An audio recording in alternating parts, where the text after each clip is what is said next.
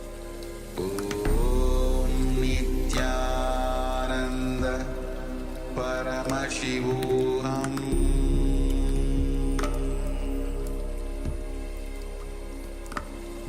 Om Nithyananda Paramashivoham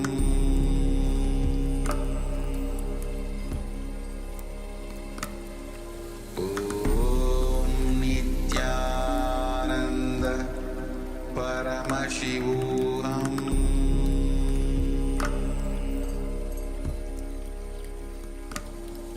Om Nithyananda Paramashivoham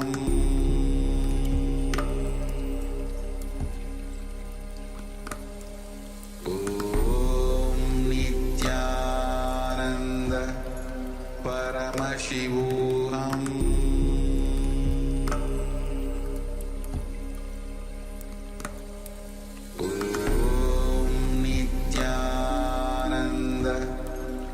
Paramashivoham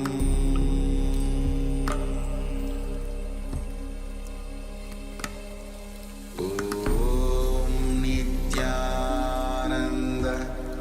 Paramashivoham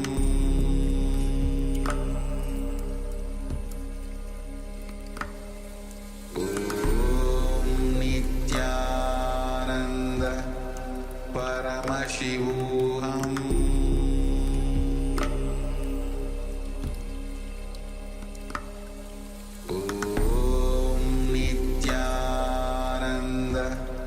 Paramashivoham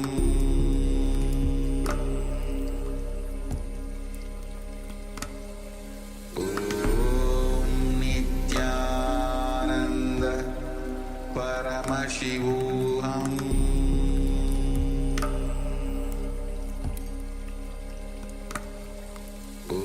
Om Nithyananda Paramashivoham Paramashivoham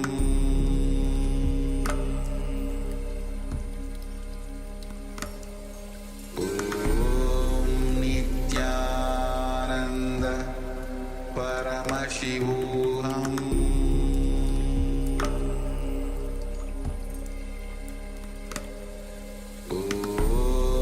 Nithyananda Paramashivoham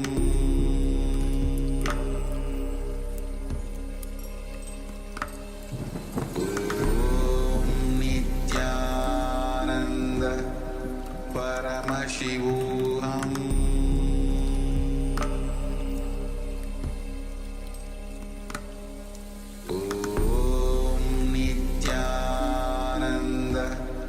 Paramashivoham Om Nithyananda Paramashivoham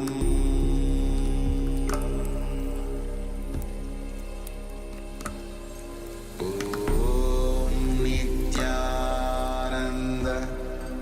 Paramashivoham Paramashivoham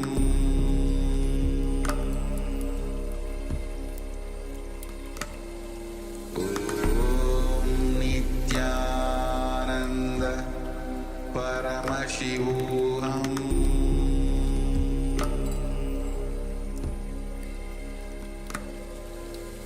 Om Nithyananda Paramashivoham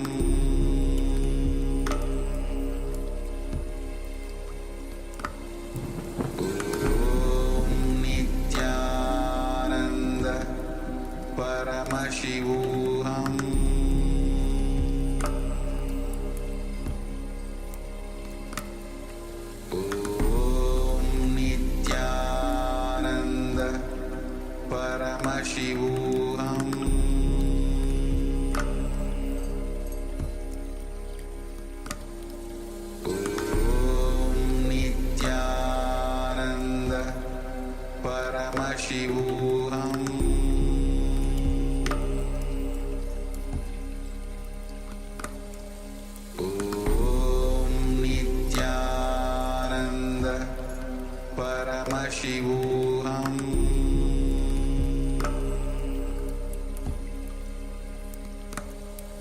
Om Nithyananda Paramashivoham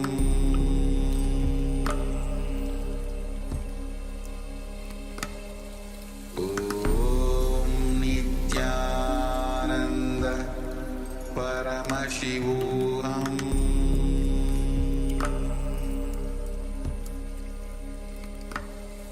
Om Nithyananda Paramashivoham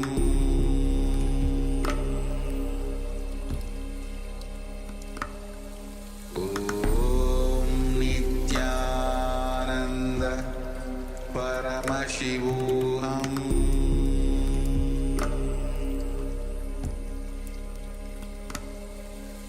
Om Nithyananda Paramashivoham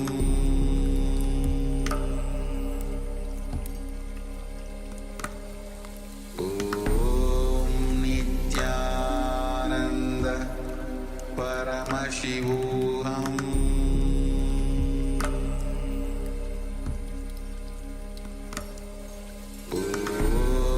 Nithyananda Paramashivoham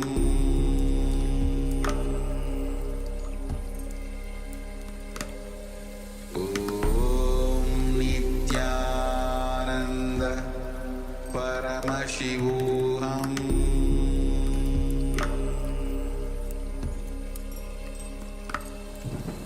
Om Nithyananda Paramashivoham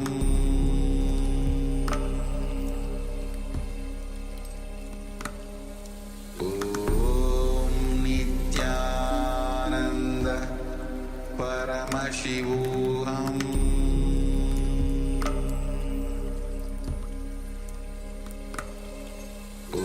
Om Nithyananda Paramashivoham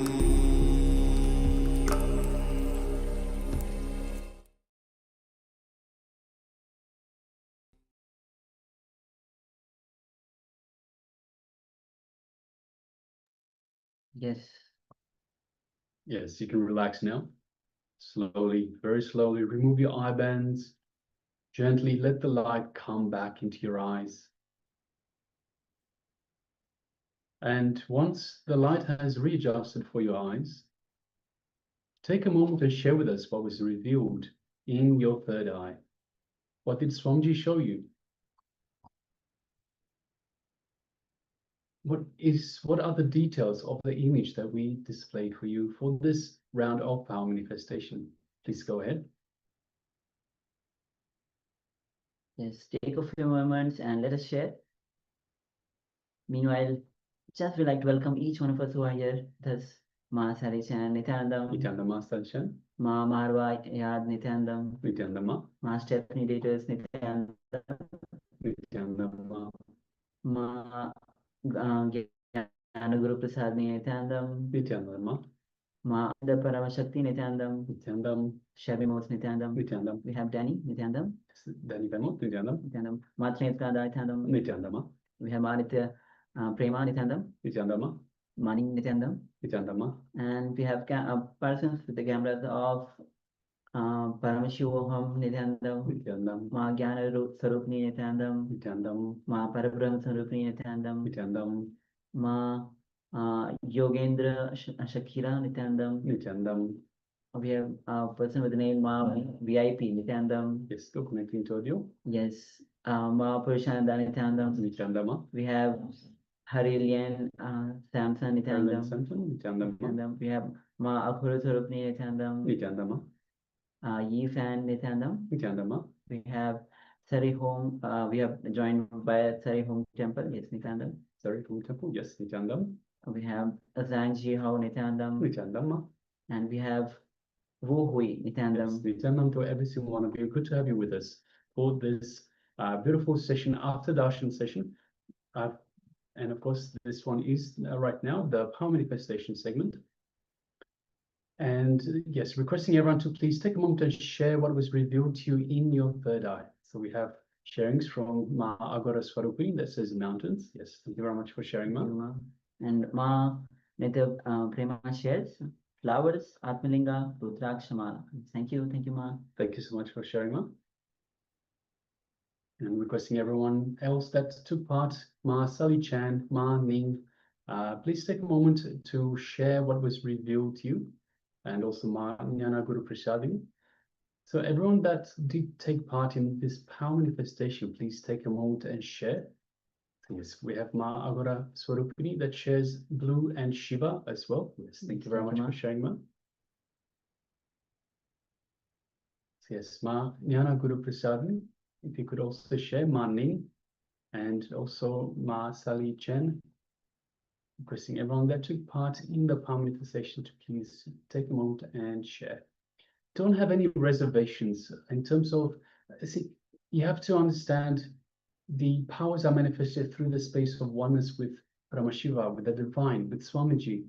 And it is through this space that your powers manifest. It is, in fact, Swamiji, it is Paramashiva that manifests through you. So you have to trust from the moment that you sit down with the intention to connect to the divine manifests through you.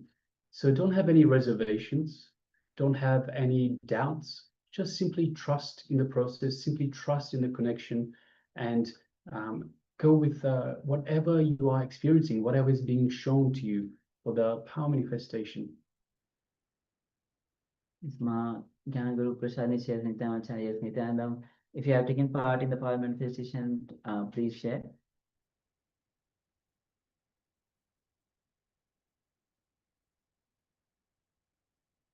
Yes, so just given a couple more moments, chance for some more people to share.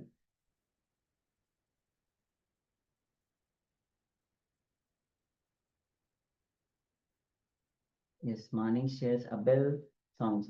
Yes, thank you. Thank you so much for sharing, Man. Yes. That shows your connection, Ma. Thank you.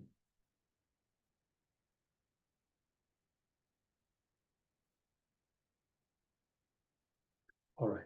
So if you're still sharing, please continue to do so. Meanwhile, let us start the verification stage. So we'll display the image that we had for you earlier. And yes. It's the image that we had projected.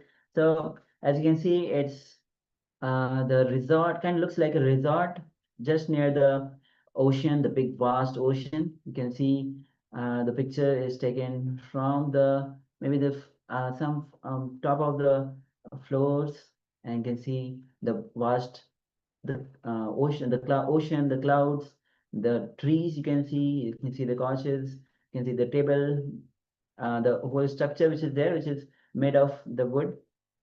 You can see cream colors, the sofas. You can see the pool, even the pool inside the resort, which is just down. And yes, so this is kind of a structure that is there. It's mostly the resorts, holiday spot near the ocean, near the beach itself. So we have Ma Agora Swarupi that shares mountains and also blue and Shiva. So Ma, we have a lot of blue. We have a lot of blue. You can see the ocean itself, and of course lighter blue for the sky, and also some perhaps a greenish type blue for the pool as well. So we have a lot of blue. Mountains, we don't have mountains, but we do. We are looking down onto the ocean, so we are from a higher perspective. And Shiva, we don't have Shiva, but yes, we do have the blue and the higher perspective. So yes, thank you very much for sharing, Mark. Congratulations for manifesting. Yes. Flowers, Atmalingas, Rudrakshamala. Yes, thank you, Ma, for sharing this. And also Manik shares a bell and sound. Thank you. Thank you very much. So as today is our Guru Purnima itself, so whole our focus, our attention is on the Swamiji, on the offerings, or our gratitude to Swamiji. So obviously the bell will be there, the flowers will be there, the Atmalinga. Even today we had the initiation where Atmalinga Swamiji was sitting to bring the Atmalinga. Yes, and Kalavareva was there as well. Yes. Yes, so actually all of you have successfully manifested this power. So congratulate yourself. Thank you for sharing. Thank you for participating on this round of our manifestation. So with this, let's get ready to enter into the next revelation by Swamiji. So the next revelation is going to be on gratitude, and especially, and yes, and actually, gratitude we already have covered. So now we'll be entering into the next revelation by Swamiji, which is on surrender. Surrender, where Swamiji will be revealing. Actually, in Bhagavad Gita as well, Krishna says, when Swamiji gives the Bhagavad Gita discourse, Swamiji says, ultimately, Krishna says, just surrender to me. So Swamiji will be revealing on the very surrender itself. So let's come to the space of listening and let's begin.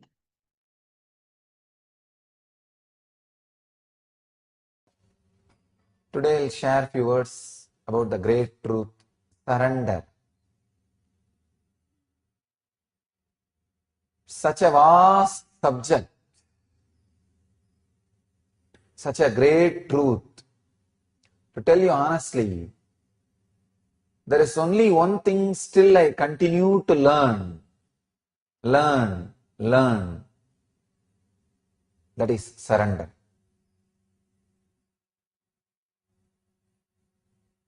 There is one thing in the cosmos which you can't say you finished learning. It is unending process. As I always say that enlightenment is final but not ultimate. Sorry, it's ultimate but not final. It's ultimate but not final, constantly happening. Surrender is ultimate but not final. When you surrender, the different qualities of the cosmos starts expressing in you. So after some time, if you think you become very intelligent, you can analyze the cosmos and you start holding the intellect or your understanding about life or everything. If you just hold, then from that moment, surrender stops. The expansion stops. Again, because you are stuck, sometime the cosmos will give you a strong blow again. When it gives a blow, when you don't have anything to look out, there is no solution in the outer world. Then you look in again. Again, cosmos is sitting there, smiling. Come back. We'll come back. Then you will see. You melt. The surrender starts happening again. And the highest possible intelligence and the different qualities of the cosmos starts happening again in you. And ultimate but not final, as I said. The ultimate again and again and again happens in the higher and higher dimensions. I tell you, it's the same story exactly gets repeated with Master. People come, surrender, they experience the beautiful, intense period of ecstasy and expansion. Suddenly, after a certain intellectual, emotional, being level expansion, unfortunately their intellect starts judging the very source to which they surrendered and the expansion happened. They start judging the Master. And when they start judging means they are stuck with that expansion. Means the moment they lift that surrender, they hold the life, they remove the surrender, then the expansion growth stops. They are just stuck. It's almost like having bridge which can be lifted to the other shore. First they make a bridge, that is what is surrender. Then from the Master's side, so much of intelligence, energy, compassion, expansion, everything is sent to the disciple's side. When the disciple receives too much, suddenly its ego, it just starts judging the other side, the master's side. The moment you judge, the bridge of surrender is lifted. No more transportation is possible. No more receiving gifts is possible. You are stuck. But one nice thing with life is it forgives you. It waits for you. Even though you are stuck, when the sufferings happen in your life, understand, when you are stuck, whatever suffering is given to you is just a reminder. Suffering comes and you try to solve in all possible ways the outer world, because the logic with which you judge the master is so strong, so arrogant. It tries to find its own solutions without bending, without resting, without putting the bridge again back. It just wants to say, no, I know, I'll handle, I'll do it. But Cosmos is so compassionate. It gives you such a strong sufferings which can never be answered, solved by the outer solutions. Then no other way, with a lot of reluctance, slowly you lower the bridge again. The other side is just sitting with a smile and waiting for your bridge to land. And he says, okay, come on, let's start the work again.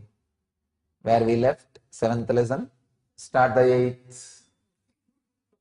And again, the energy, expansion, ecstasy, everything starts flowing towards the bridge, through the bridge towards you. And next level of happening starts happening. Unfortunately, sometimes the disciple side, it takes even few janmas, few births to lower the bridge, to put the bridge again. And fortunate are those who is able to put the bridge back again within few days. Intelligent are those who can understand the arrogant and cunning games of the mind and put the bridge back again and restart, refresh, reconnect with the master, with the cosmos, so that all that flow of intelligence, expansion, ecstasy, everything starts happening. The flow becomes alive again. I tell you, fortunate are those who come back, put the bridge again quickly and start the process. Unfortunate are those who may need to wait for births and births and births. And most unfortunate are those who will wait for births, and when they put the bridge again, the master will not be sitting there with the body. He will be without the body. He will be in the form of the formlessness, the cosmos. Then the process and the work, whole thing becomes too difficult. The difficulty becomes more. It's like trying to work with deities without having physical master. It's possible, but needs so much of intensity, takes so much of time, needs so much of tapas, means effort from your side. So naturally, the process is delayed and time is getting wasted. Again and again and again, the same cycle, same rut, people are stuck. I tell you, surrender is the one thing, even an incarnation goes on learning. There is no end. Nobody can say, I surrender.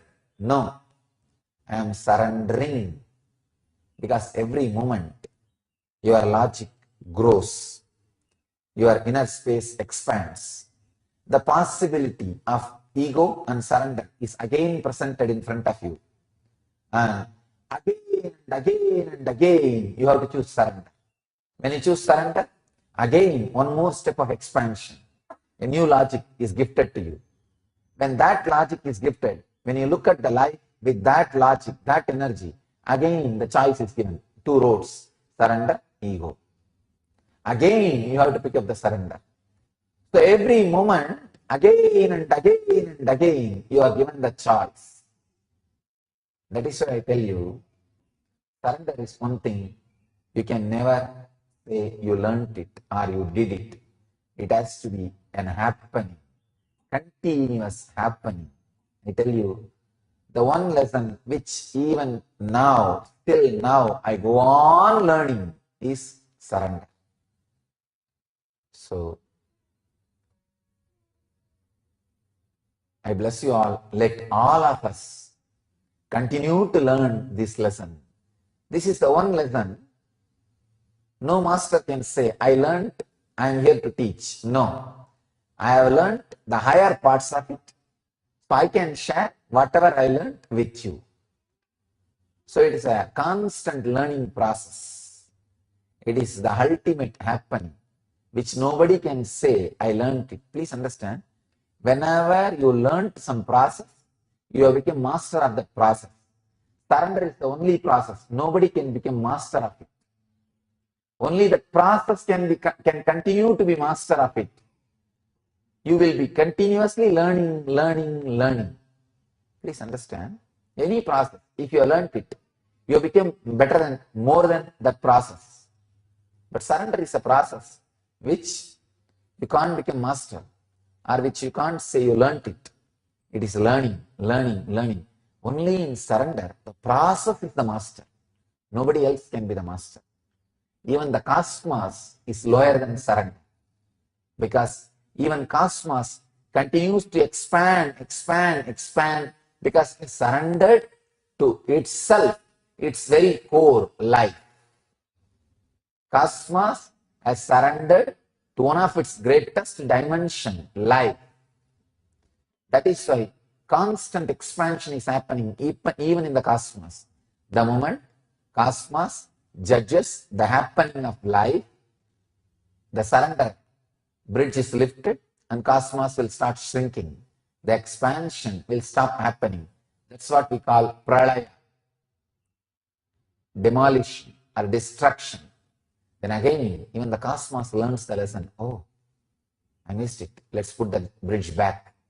When the bridge is put back with the life source, with the surrender, Hiranyagarbha, again life starts happening. Expansion happens. I tell you, nothing can say, I learned surrender, because it is an happening. It is a constant happening. So, let us all learn surrender,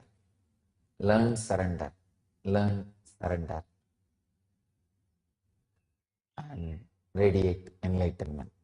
In the real surrender, you don't exclude anything, you include everything. You just experience the whole. 3 levels of surrender exist.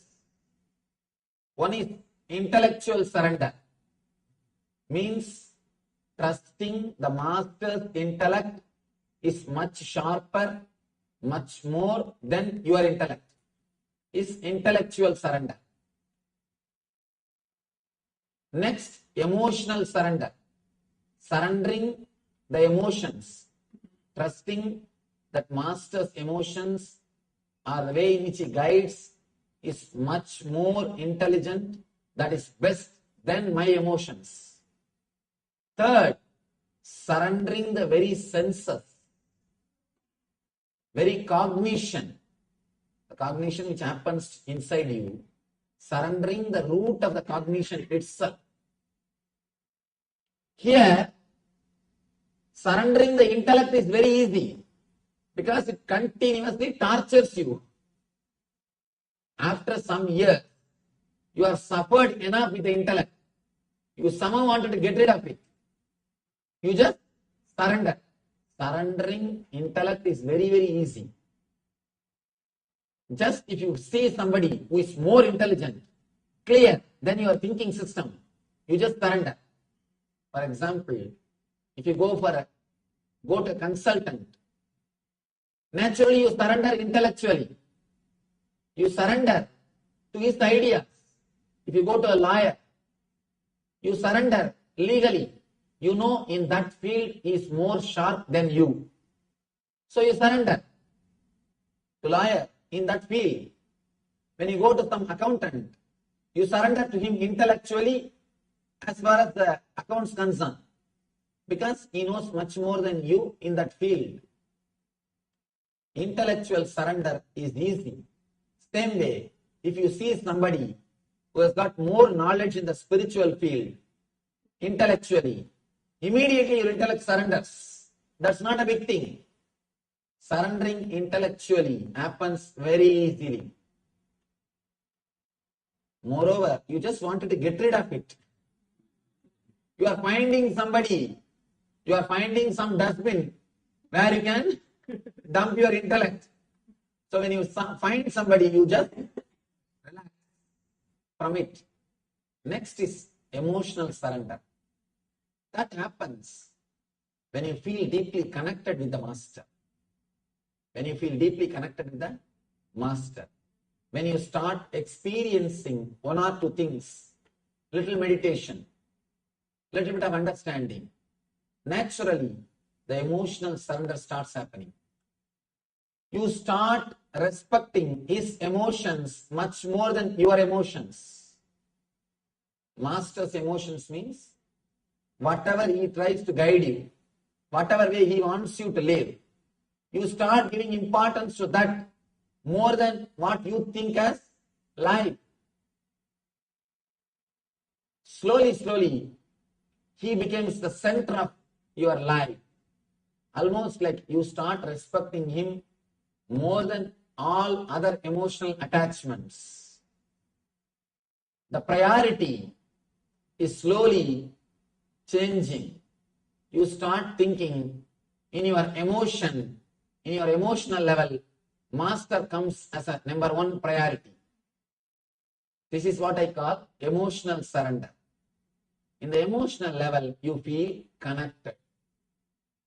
Next, a deep level, of course, it's a spiritual technique. Because you all heard enough of these intellectual things, these 17 days, I think now you should understand the deeper levels of techniques. Surrender of senses means even your senses will listen to what he says. One disciple asked the Rishi, Vedic Rishi, why should I surrender? What is the need? Master asks, as far as you understand as you, how do you know you? He says, through my senses. According to your senses, who are you? I am this body and mind. Master says, according to your senses, you are body and mind. But according to me, you are God. Only when you surrender your senses, only when your senses starts listening to what I say, you will see the truth of what I am explaining. According to you, according to your senses, you are body and mind. But according to me, you are God. When you surrender your senses, when you believe me more than your senses, you will experience you are God. He says, the moment you believe me more than your senses, you will understand the meaning of Tattvamasi. Master again and again represents the ideal of you are God. Please understand, again I tell you, I am not here to prove I am God, I am here to prove you are God. Again and again, he stands for the ideal of you are infinite. There are so many dimensions in your being which you have not explored, which you have not experienced. Again and again, He is showing so many dimensions of your being to yourself. He is showing so many dimensions of your being to yourself. Master stands for your multidimensional being. He again and again shows it is possible for you. When it is possible for me, why not for you? But as long as you believe your senses, you will be sure that your body or mind. Only when you trust Master more than your senses, you will understand Master's words are true than your senses. Then you will experience the truth of Master's words. Then when Master says you are God, suddenly you will realize, yes, that is truth. All these days, my body and mind, my senses are telling, I am body and mind. As long as you believe your senses, you will believe only their ideas. The moment you start believing the Master more than your senses, you will realize the truth which Master explains. Two persons are speaking from two stages. One side your senses, they are saying you are body, you are mind. The other side Master is sitting, he is saying you are God and you are divine. You have so many dimensions of your being. Enjoy everything, experience everything. If you are sitting there and listening, you cannot listen this. Only when you believe this, the words of the Masters, more than the words of the senses, you will be able to experience the truth that you are God. You are ultimate. You are material and spiritual both together and something more. Let me tell you a small incident in Krishna's life. After the Gita, Krishna and Arjuna, both of them are going somewhere. After the war, everything is over. Maybe for a picnic, outing. Suddenly Krishna says, Arjuna, see that white color crows. Arjuna says, yes, beautiful white crows. After 2 minutes, Krishna says, no, they are black crows only. Arjuna says, yes, Krishna, they are black crows only. Suddenly Krishna asks, fool, what happened to you? When I say white, you say white. When I say black, you say black. What happened to you? What happened to your senses? Arjuna says, Krishna, I do not know what happened to my senses. But one thing is sure, when you said it is white, I saw them as white. When you said they are black, I saw them as black. I do not know what happened to my senses. I do not know what happened to me. One thing is sure, the crow is not going to give me life. You are my life. I do not know logically whether the crow is white or black. But I saw as you directed. When you said it is white, I saw it as white. When you said it is black, I saw that as black. In the inner world, the first and last tool which you need is complete surrender. Complete surrender. Only then you can wake up to the truth. You can wake up to the truth. Then Krishna says, you are right. Because you started trusting me more than your senses. If Arjuna is trusting his senses, at the most, he would have been a good warrior, good king. But because he trusted Krishna more than his senses, he has become enlightened. Here Krishna says, only when you understand all three levels of surrender, surrendering in the level of intellect, surrendering in the level of emotions, surrendering in the level of senses, only when you experience all three, the ultimate experience of surrender happens to you. I tell you, the very surrender itself is enlightenment. Don't think after surrender enlightenment will be issued to you. No. Don't think you will surrender, then you will get a paycheck. through courier. Enlightened, you are enlightened. No. The very surrender, that very moment you experience the truth. Surrender is not submission. Surrender means expressing your will 100% and dedicating your will to the higher will. Making your will in tune with the higher will. Submission means destroying your will, bending your will. That's a big difference. Let me enter into the sutras. 96th Patanjali Yoga Sutra, in 2nd chapter, 45th verse. Samadhi siddhir Ishvara pranidhanat.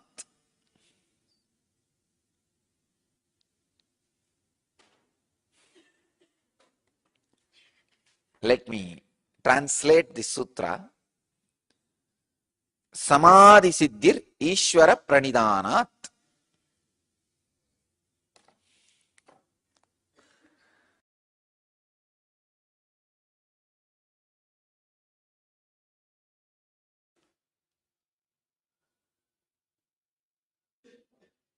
All the words in the sutra are technical terms. Samadhi, Siddhi, Ishvara, Pranidhanat. All 4 words are technical terms. All 4 words needs a clear new definition. Samadhi means falling in tune with the origin, Adi, the original source. Sama means falling in tune or vibrating in the same frequency. Adi means the origin. Samadhi means vibrating in the same frequency of origin, from which you originated, vibrating in the same frequency. Please understand. When you start a spiritual practice, slowly you divert from the original mood.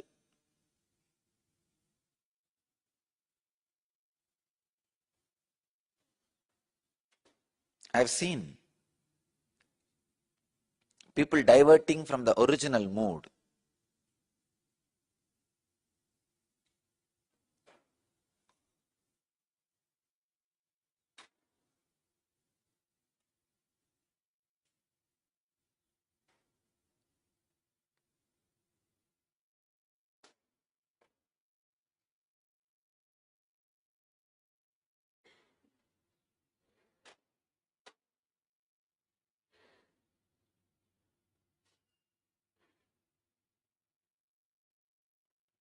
When they start, the inspiration they have, the energy they have, and how they divert.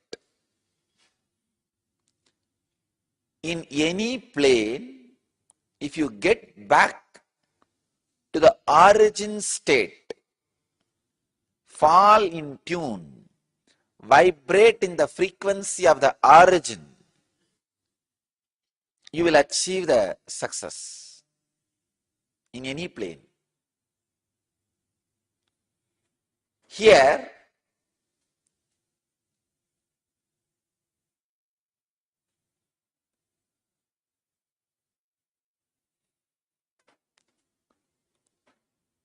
originally, you are the leader. It is you who decided to play the game of life by expanding yourself. getting back to that original leadership quality, the original state of leader is what I call samadhi. Please understand. I am translating the samadhi word with the clarity and understanding of active spiritualism. I am not translating that word samadhi lying down in some cave somewhere. No. Now I am introducing a new spirituality to the world, active spiritualism. Spirituality which makes you alive. So that is the reason I am translating this samadhi word with a proper understanding, getting back to your original leadership quality. How to know whether you are progressing towards samadhi or achieved samadhi? You will become leader. If you have become leader of your breathing space, whatever is happening, means your life. You are growing towards samadhi. If you become leader of the whole happening in you and your life, you have become samadhi siddha. You achieved samadhi. Samadhi means not just having altered state of consciousness, achieving the original leadership quality with which you happened.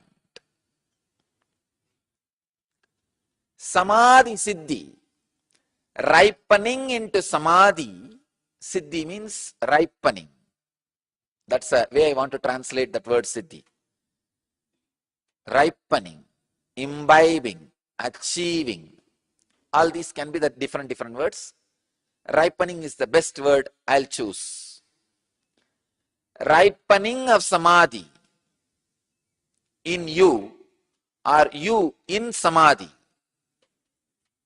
Usually, ripening of you in samadhi only happens, not samadhi in you. Because samadhi is bigger than you. You are not bigger than samadhi. You cannot have samadhi. Samadhi only can have you. You cannot possess samadhi. Samadhi only can possess you. Forget about samadhi. An ordinary, simple kundalini awakening you can't possess. That only possesses you. That only shakes your body. You can't shake kundalini as you want. So how can you possess samadhi? No. Samadhi only can possess you. Samadhi can only possess you. You can only ripen in samadhi. Samadhi cannot ripen in you. Siddhi means ripening.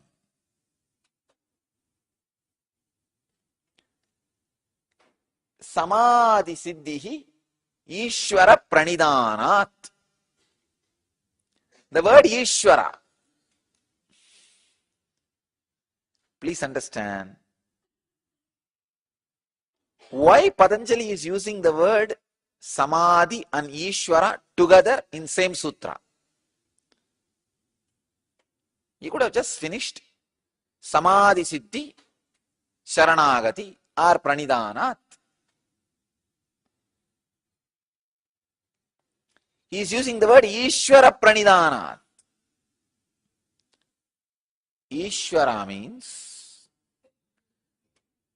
the ultimate experience expressing in the plane you can relate. Please understand. If you feel you are just body, the energized deity which responds to you in your plane is Ishvara.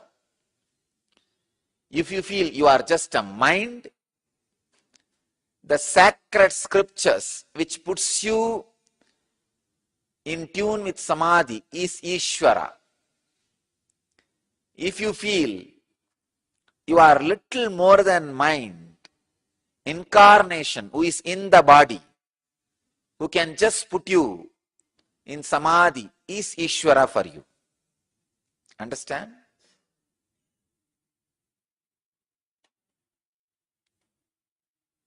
Patanjali is using a very powerful word, Ishvara Pranidhanat.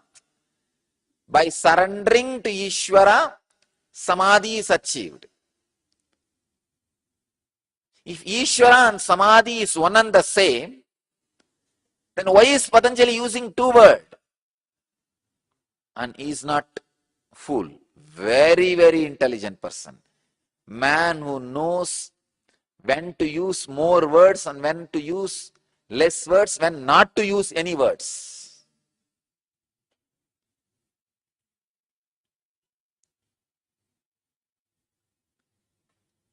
I have not seen more intelligent person than Patanjali, especially when using words concerned. And it is a question of using words, nothing like Patanjali. Buddha went on for 40 years, so he lost sensitivity for words.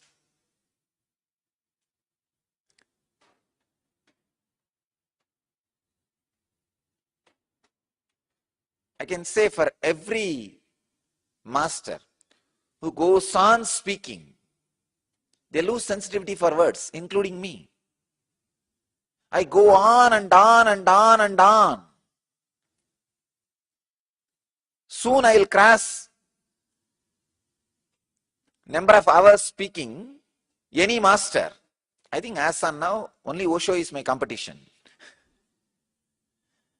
And maybe in few years, we will cross. Because I go on and on and on. And everything is recorded.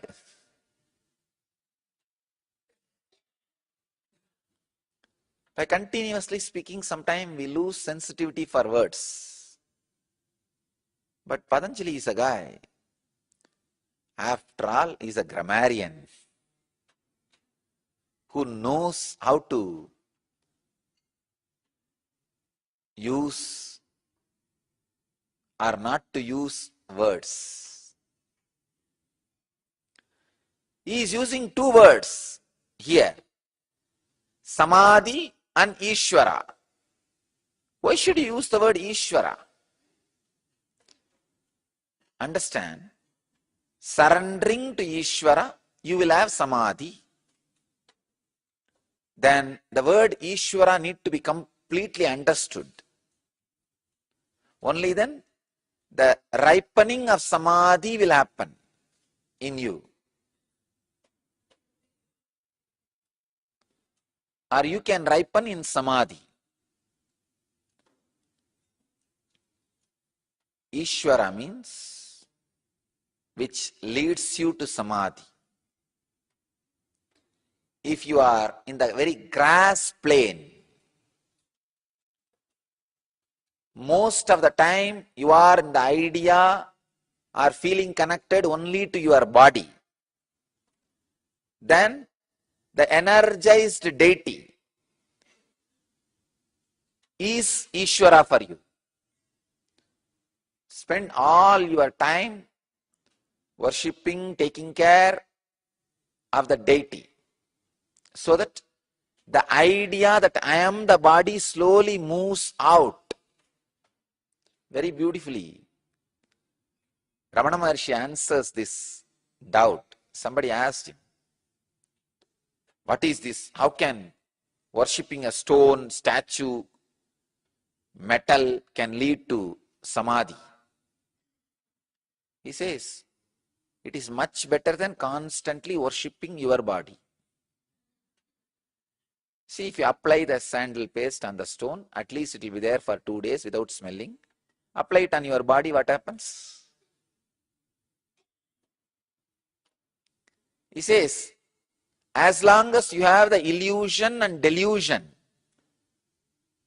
that you are the physical body, better to have the ultimate state of consciousness also identified to a physical statue, so that your identification starts reducing.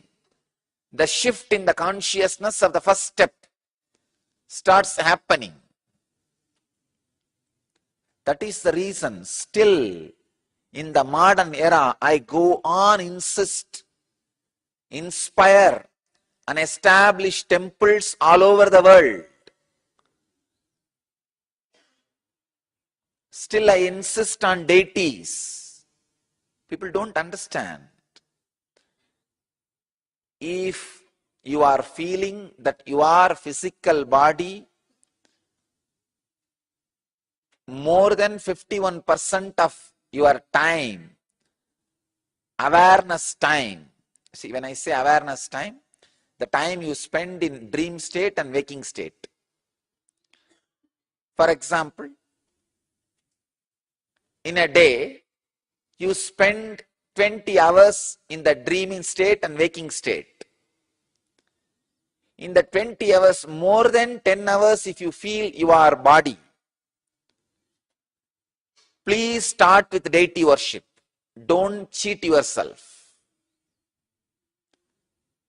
thinking that straight away you can become enlightened. Start with deity worship. If you are feeling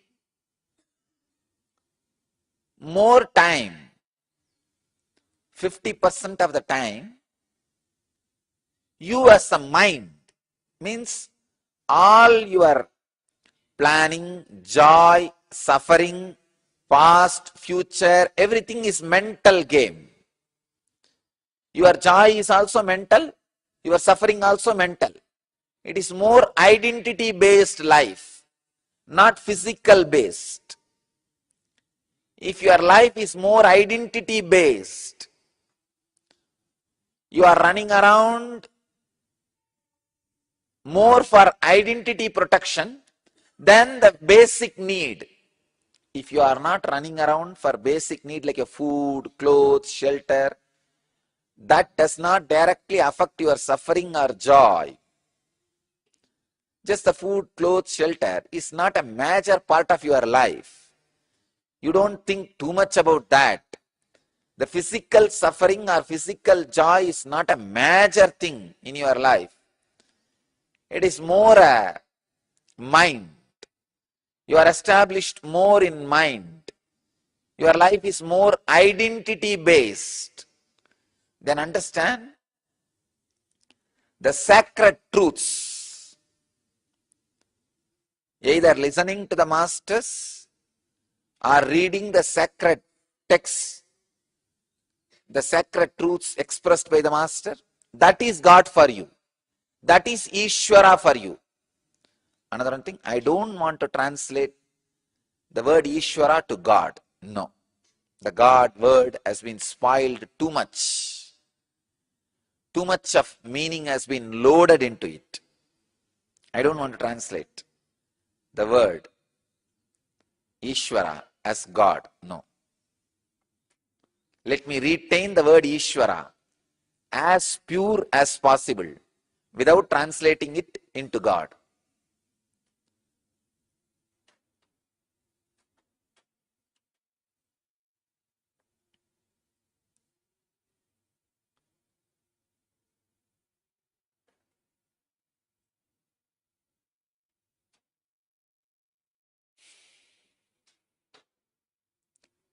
If your whole identity is based on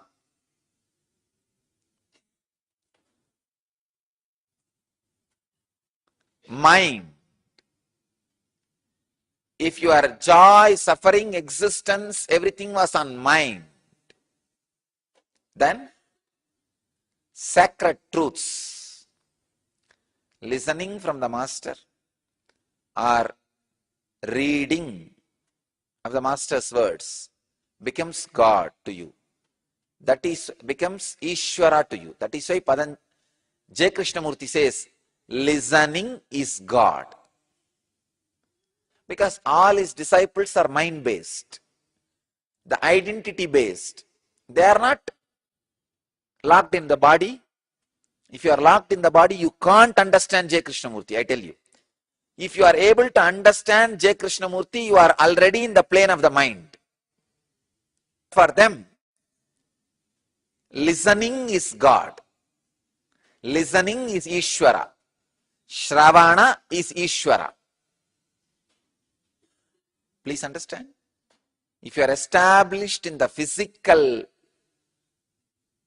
system, physical body, then Vigraha is Ishvara. Deity is God. Surrender to deity. Worship, decorate, play around, live. That is why all the people who are connected to the ISKCON, they created thousands of temples around the world. Because people of physical nature. I am revealing some of the important secrets of all religious and spiritual movements. And I am revealing some of the important secrets to find out which technique will work for you.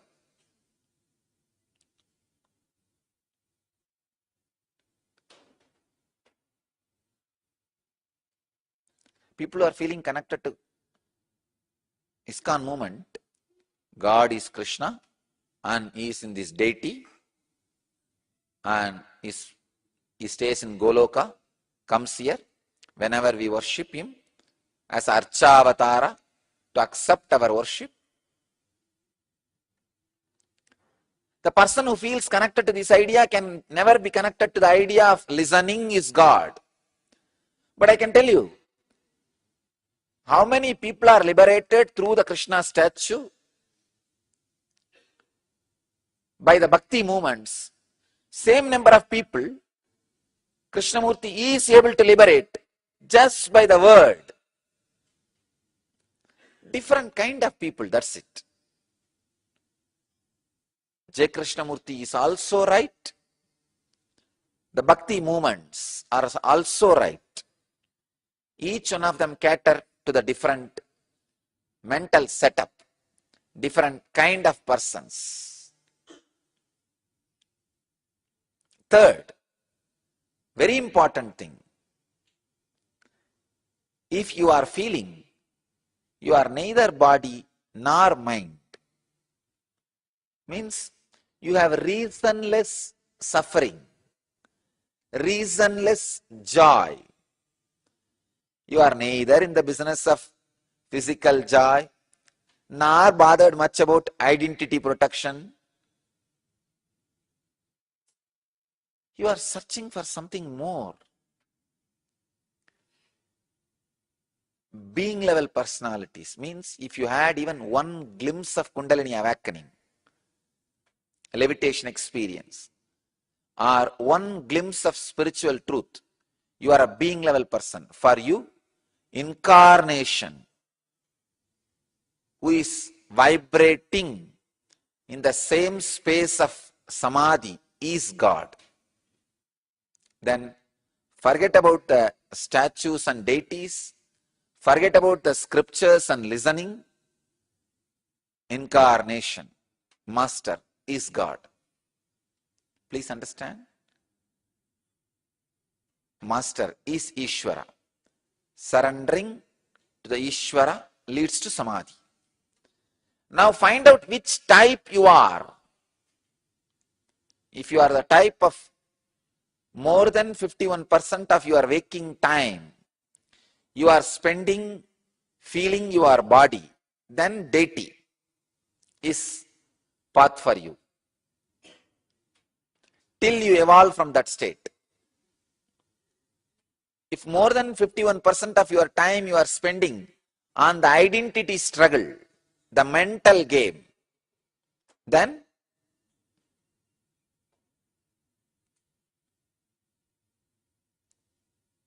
listening, imbibing the great truths, or reading, internalizing is Ishvara for you. Spend all your time maximum in that. Those truths will again and again make you fall in tune with the Samadhi state.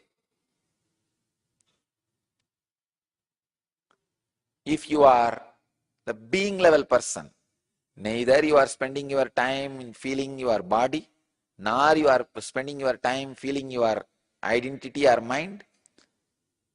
You are just feeling something more than Master, who happened in the planet Earth in physical form, is God for you. Just drop everything, be at His feet, He will lead you to Samadhi. Now the fourth word, Pranidhanat, the word surrender, need to be translated. Again, the surrender word is much misunderstood in the West. Like a becoming slave. I say no. Pranidhanat is not becoming slave. Rising to that frequency is what I wanted to translate. The word Pranidhanat. I want to translate that word Pranidhanat as falling in tune or feeling connection. Please understand. When you start feeling connection, falling in tune, you attract that vibration to your vibration. I have really seen in my own life, when some devotees bring something with lot of love, it will be very small thing. Somehow even I cannot resist myself. I will just pick it up and put it in my mouth. Small sweet or some piece of cloth. I will just take it and put it on my body. Devoted to anything other than you, the stem cell production happens. I tell you, devotion heals you. Second thing, how the early stem cell production happens. The stem cells which become part of your organs. Is a surrender. Surrender is nothing but the devotion which became part of your biomemory. The stabilized devotion is surrender. Surrender means, see, devotion means where you and the person or the object or the space to which you are devoted, both exist. But in surrender, you say, let you exist, that's enough. Nothing else is required. I am so happy to dissolve in you. Just be lost in the sweetness which happens in my mouth when I remember you. I am ready to lose myself in that sweetness, in that joy, in that taste. Surrender makes early stem cells which becomes part of your organs. I can tell you, it may take only few months, I feel, because the stem cell research, these kind of researches are too high. So they cannot be influenced by Vaishyas and Kshatriyas. Pure Brahmanas are needed. Means the pure R&D people who can't compromise, who won't compromise. I tell you, this research will land within few months into the Vedic consciousness, and devotion and surrender, these two will be declared as one of the major pill for stem cell healing. And very soon, every medical shop will start promoting these two concepts. During my wandering, I was resting in the noon time under a tree, putting my head on a small stone, which had turmeric, all that little puja was done on that. But I did not expect it is worshipped by somebody as God. And that may be some, in village, every stone, every tree is worshipped. In India, that's why when British put the milestones, first it was all painted in yellow. Suddenly they saw in 1 week all milestones have a fully dressed, decked with flowers, and people have started worshipping and everything has become temple. So they have to change the color. Now British had really tough time stopping the villagers worshipping the milestones, and it is perfectly shaped like a Shivalinga.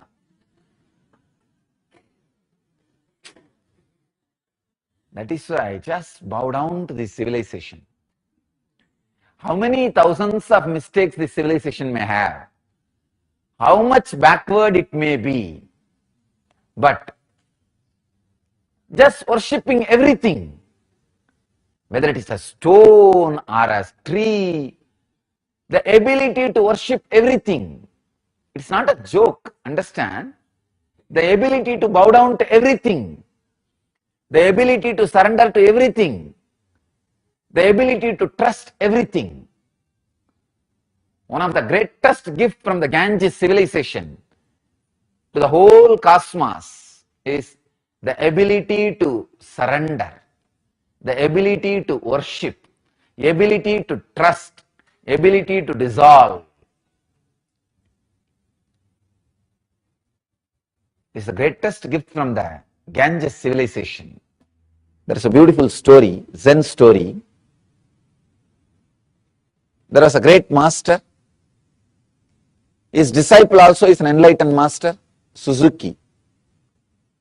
When Suzuki's master passed away, the disciple, his name is Suzuki, he started crying, weeping, rolling on the ground. All the other disciples came and asked, Master, what is this? You are an enlightened being. How can you cry like this? How can you weep? Then Suzuki says, if an enlightened person should not cry, get lost.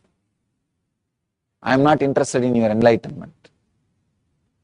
I can't be so insensitive to this situation. I am crying because I'll miss his physical presence. He can never leave me, or I can never leave him, because he became me and I became him. That is different. But physically I'll miss him. I'll miss the graceful actions of him and the beautiful conscious leela, conscious play happening around him. I'll miss him. I'll miss it. That is why I'm crying. Then another disciple is asking, then what about the teaching which you are giving all these years? Accept what is happening. Accept what is happening. Tatada, tatada, tatada. What has happened to the teaching? Have you taught this to us without you experiencing? Please understand, very beautiful truth. Just understanding can give you a very strong click. The Suzuki's reply. The disciple is asking, then have you taught this tatada, accepting what is without you experiencing? Suzuki beautifully explains, there are two levels of acceptance. One, accepting whatever is outside, the situation. Accepting the situation. Surrendering to this moment. Surrendering to tathata, what is. Surrendering to the now.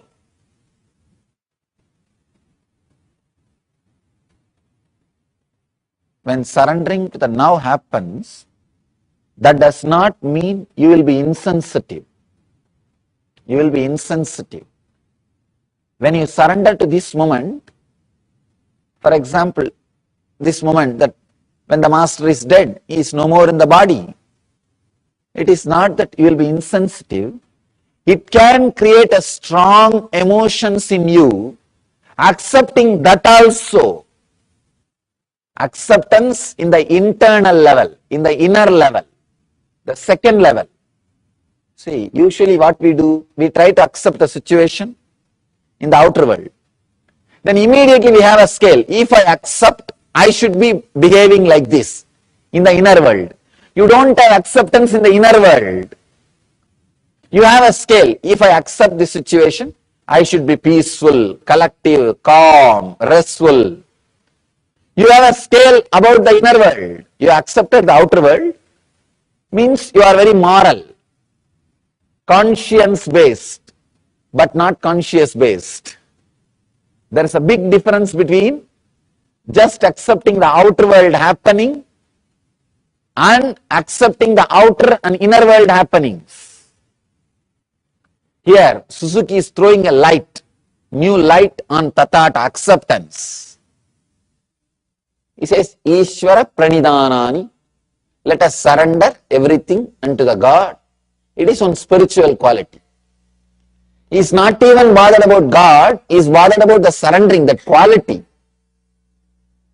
He is not talking anywhere else about anything. He says, you can use God as a tool to surrender, that's all. As a tool to surrender. As an object to surrender. That's all. He takes the complete responsibility. So, take the complete responsibility. Even surrendering with responsibility. Understand? Surrendering with responsibility is enlightenment. Responsible surrender is enlightenment. I have seen people surrendering or claiming that they are surrendered. Oh God.